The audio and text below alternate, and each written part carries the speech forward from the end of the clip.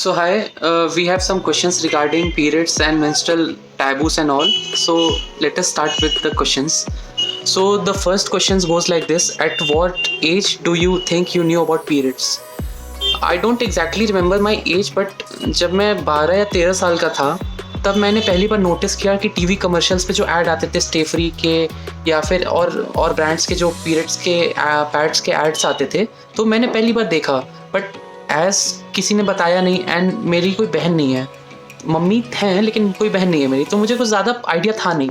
तो मैं जब ऐड देखता था मुझे लगता था जैसे डाइपर्स होते हैं, बच्चों के डाइपर्स होते हैं, बूढ़ों के डाइपर्स होते हैं, उसी तरह पैड्स भी होगा, कुछ होगा, बट ज़्यादा पता नहीं था।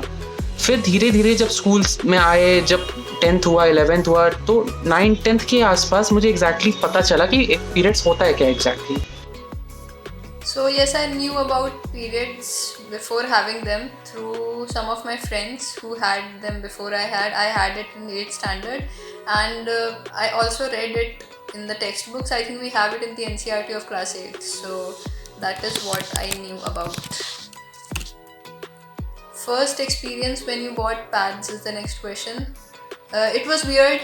I felt a little awkward, but not belonging to a family which is very hush about this topic. It was an overall okay experience, I would say.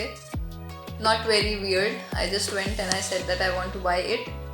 मैंने पैड एक ही बार ख़रीदा है, मेरी एक फ्रेंड थी, मैंने उसके लिए ख़रीदा है पैड। तो बहुत ज़्यादा मुझे आइडिया नहीं है, बट मैं इट वाज़ वेरी नॉर्मल, कोई बहुत वैसा नहीं था कि मैं केमिस्ट के शॉप पे जाऊँ और पैड मांगूँ एंड इट इज़ लाइक क्या तुमने ले लिया है, क्या तुमने मांग लिया, ऐसा कुछ नहीं था। मैं सिंपली गया, मैंने बोला कि मुझे पैड चाहिए। उन्होंने पूछा कि मैंने पूछा क्या साइज़ क्या होता है। अब मैंने अपनी फ्रेंड से पूछा नहीं था साइज़ के बारे में, पैड के साइज़ क्या होते हैं, कैसा होता है। मैंने पूछा, फिर उसने मुझे समझाया कि ये नॉर्मल हो जाएगा सबको, कोई बहुत इशू नहीं होगा, तो मैंने सिंपली ले लिया। तो कोई ख़ास ऐसा एक्सपीरियंस नहीं था, जैसे हम लोग बाकी दवाएँ लेते हैं वैसे ही मैंने लिया pad. The third question: What was your first reaction on seeing stain on a girl's skirt or jeans, if it ever happened? My first reaction has always been of being of help. So whenever I see these stains, I think of ways in which I can help that person. So because I know what it is like to have that stain, and another thing is I don't think of it as something dirty or some sort of that. I think it's a normal thing. It can happen with anyone. So I think I just help them. I never feel very awkward about it. मैंने शायद देखा नहीं है, कभी मैंने experience नहीं किया इस बारे में, इस चीज़ का, तो शायद मैं इसके बारे में नहीं ज़्यादा बता पाऊँगा। Ever been in an uncomfortable situation which you wanted to avoid? Uncomfortable situation,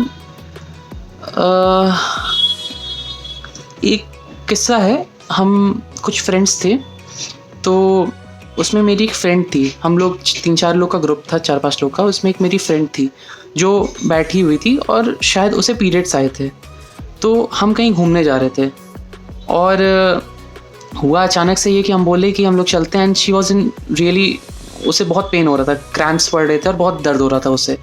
तो अब मुझे पीरियड्स के बारे में ज़्यादा पता नहीं था और वो भी कंफर्टेबल नहीं थी, उसने भी मुझे कुछ बताया नहीं कि पीरियड्स, और मैं बार बार इंसिस्ट कर रहा था कि चलते हैं, घूम के आते हैं कि चलते हैं बाहर। But she was like, at last उसने बोला कि मुझे पीरियड्स आए हैं, एंड इट वॉज लाइक वो बहुत ही एम्बेरसमेंट से उसने बोला, तो एक अनईज़ वाला सिचुएशन आ गया था।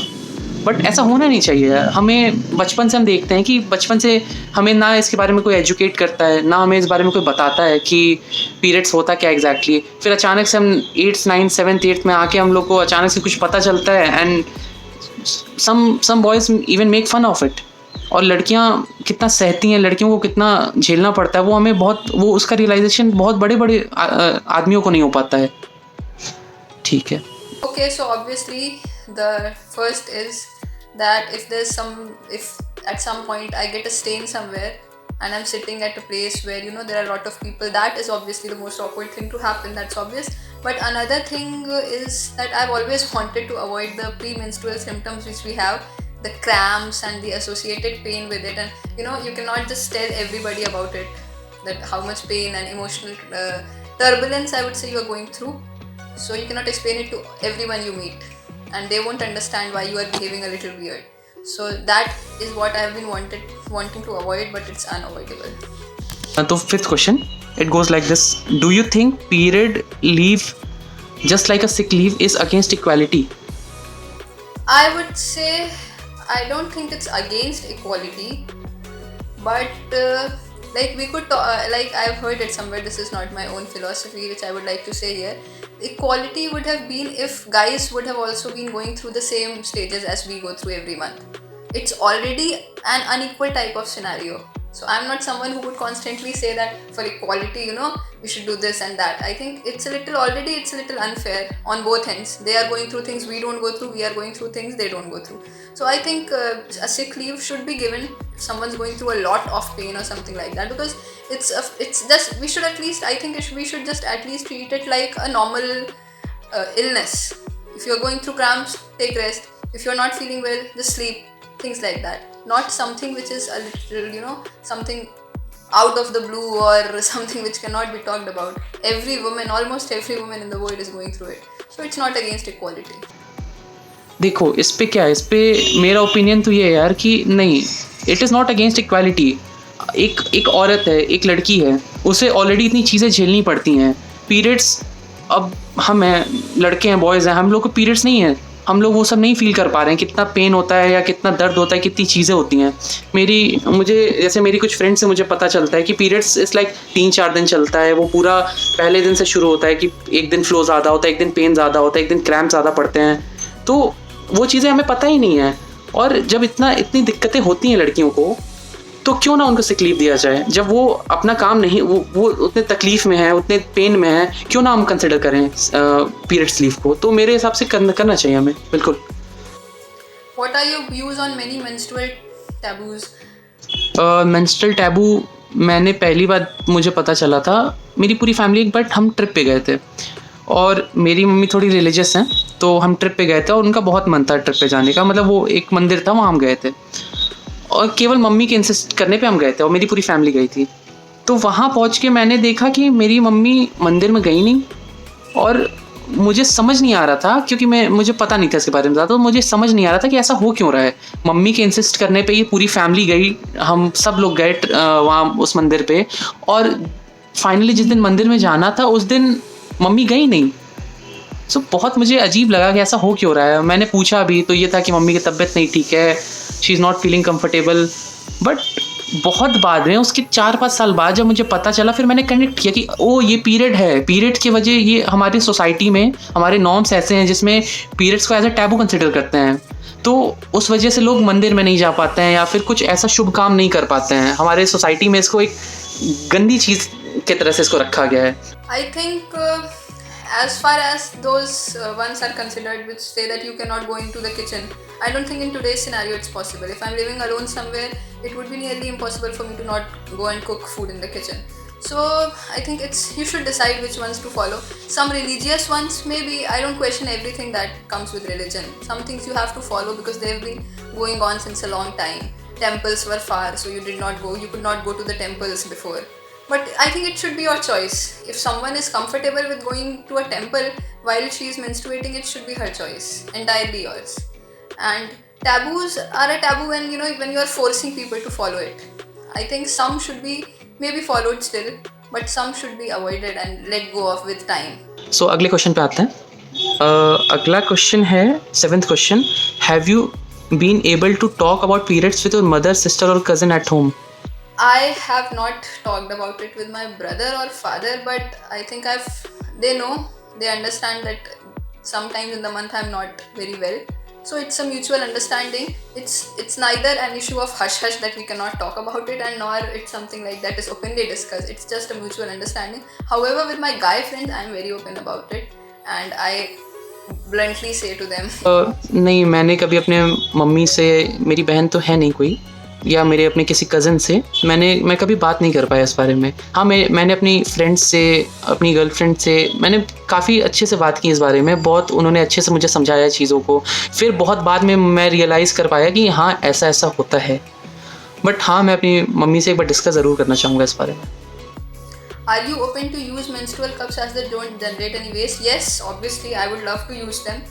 I have not used them, I would say, since till now. But I think I will be open to use it, because even I think how much excuse me wastage these pads are causing, and they're not good for the environment. So any day, if I get an alternative, if it becomes more comfortable and easily available and things like that, I would be open to using them. There's no point in not using them. Next question. 8th question. Do you know name of products other than pads which women use during periods? हाँ, मुझे नहीं पता है इस बारे में ज़्यादा. मुझे पता है कि पीरियड्स के टाइम थोड़ा हाइजीन को मेंटेन करना पड़ता है. ब्लड वगैरह आता है, तो मुझे पता है कि कुछ लिक्विड यूज़ करती हैं लड़कियाँ, विमेन कुछ लिक्विड यूज़ करते हैं टू कीप इट हाइजीनिक. तो उसके अलावा मुझे एक स्प्रे आता है, मुझे उसका नाम नहीं याद आ रहा है, बस ज़्यादा पता नहीं है, लेकिन हाँ 1-2 चीज़ें हैं जो मैं बता सकता हूँ. अगला question. Have you ever been part of any menstrual campaign individually? Do you ever want to be part of such thing? I have never been a part of any menstrual campaign till now, but I think I would love to be a part of it. It's only because there's already a lot of things going in life these days that I do not get the time, but I think it is something that affects me personally and every woman and every girl. So I think it needs to be talked about more often, and that can be done if each of us talk about it. There are campaigns, we join them. I would love to join them. नहीं, इससे पहले तो नहीं था, लेकिन ये video मैं जब से बना रहा हूँ तो मुझे फ़ील हो रहा है हाँ मुझे इसका पार्ट होना चाहिए था. और हाँ, अब इसके बाद जब भी मुझे मौका मिलेगा मैं बिल्कुल इसमें पार्टिसिपेट करूँगा, because this is a very good thing. हमें सपोर्ट करना चाहिए हमारे लड़कियों को, औरतों को, महिलाओं को, क्योंकि होता क्या है, इक्वल पार्टिसिपेशन चाहिए होता है. आखिर अगर वो सोसाइटी के 50% हिस्सेदार हैं, बिना उनके सोसाइटी नहीं चलता. मेरे हिसाब से तो 50% से ज़्यादा हिस्सा है उनका. उनके बिना ना घर चलता है, ना वर्क प्लेस पे चलता है, ना सोसाइटी चलती है. सब कुछ उन पे ही टिका हुआ है. तो बिल्कुल अगर कोई चीज़ उनके लिए है तो हमें उसके लिए उनके साथ खड़ा रहना पड़ेगा, बिल्कुल. And the last question, 10th question. Do you have a message to convey for boys and girls regarding periods? It's my only message would be to talk about it. Actually, I did not talk about it for some time, for some years since it began, my periods began, but now I talk about it with my guy friends. Not as much as with my girl friends, but at least to some extent I tell them what it's like to go through these things, so that we build a society where people know what the other one is going through. We have to be more open. And another message would be to also accept answers from their end to the guys who are being told to be strong and the women are told to be not talk about periods and things like that. I think it should be a two-way street. To both of them, I would say I will be open ears to the problem of my guy friends, and I would expect them to be open ears, open-ended discussions, to have open-ended discussions with them on this topic, because it's something that's happening with everyone. There's nothing to be shy about it. We bear children, so we go through it, and it's very normal and a normal phenomena to talk about. That would be my only message, to talk about it more and more. Just say it on their faces, so that hush thing goes away, girls and the associated thing. हमें बहुत ही sensitively इस issue को handle करना चाहिए, because होता क्या है कि ये खासकर लड़कियों को स्टार्टिंग में होता है. जब वो 8th 9th 7th जब 13 साल 14 साल की होती हैं, उसी समय से शुरुआत हो जाती है उनकी. तो उस समय एक बहुत ही अनईजी सी सिचुएशन में पड़ती हैं जब स्कूल्स में होती हैं, स्पेशली स्कूल्स में होती हैं, जब पीरियड्स में स्टेन्स पड़ते हैं उनको, जब क्रैम्प्स आते हैं उनको. तो हमें एक ऐसा इन्वायरमेंट क्रिएट करना पड़ेगा जहाँ लड़कियाँ बहुत ही एक्लेमेटाइज कर लें, मतलब उन्हें कोई किसी तरह का दिक्कत ना हो, उनको हम बहुत ही अच्छा कंफर्टेबल फील कराएं. तो हमें बिल्कुल ऐसा करना चाहिए. और एक मैसेज और specially for not just for boys और गर्ल्स, मैं कहना चाहता हूँ कि हमें पैड्स को, मेंस्ट्रुअल हाइजीन को, इसको प्रमोट करना चाहिए. तो हमें कुछ ना कुछ करना चाहिए इस बारे में. सो ऐसा रहा. Thank you. And thank you for making me part of this discussion. It's a real pleasure. Thank you so much.